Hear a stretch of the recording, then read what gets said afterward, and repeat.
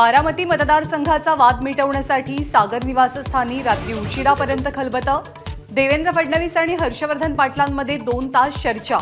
वाद मिटला की नाही याबद्दल संभ्रम।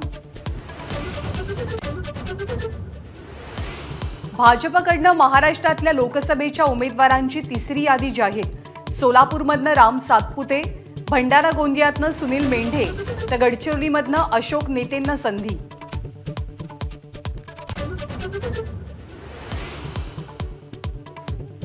भाजपकडून हिमाचल प्रदेशातल्या मंडीतनं कंगना रनौतला तिकीट तर उद्योगपती नवीन जिंदल यांना कुरुक्षेत्रमधनं उमेदवारी।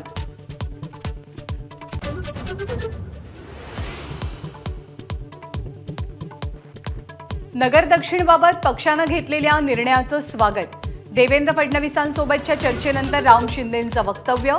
मतभेद विसरून राम शिंदे विखेंना मदत करणार।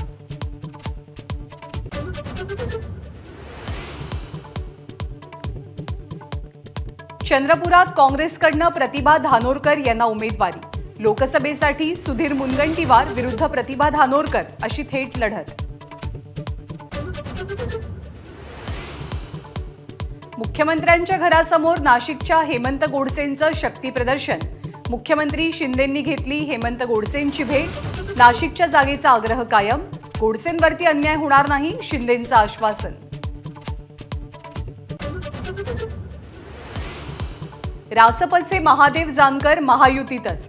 जानकर परभणीतनं लोकसभेची निवडणूक लढवण्याची शक्यता। आजच्या महायुतीच्या बैठकीला जानकरांची हजेरी।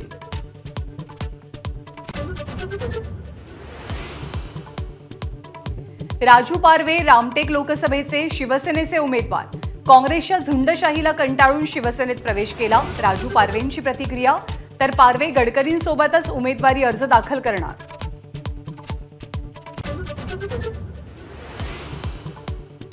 पेटवून घेतलेल्या आईकडे धाव घेतलेल्या 2 मुलींचा भाजून मृत्यू। संभाजीनगरमधल्या आचलगाव इथली धक्कादायक घटना। कौटुंबिक वादातनं स्वतःला महिलेनं पेटवून घेतलं।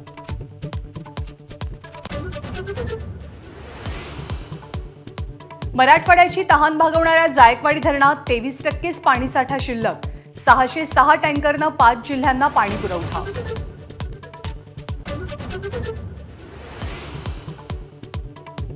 राज्यभरात होळीचा उत्साह। कोकणात पारंपरिक शिमगोत्सव तर अयोध्येतल्या रामललाची पहिली होळी साजरी होणार।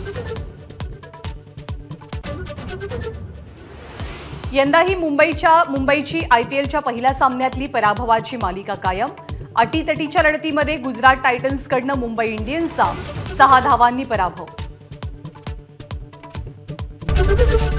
एबीपी माझा, उघडा डोळे बघा नीट।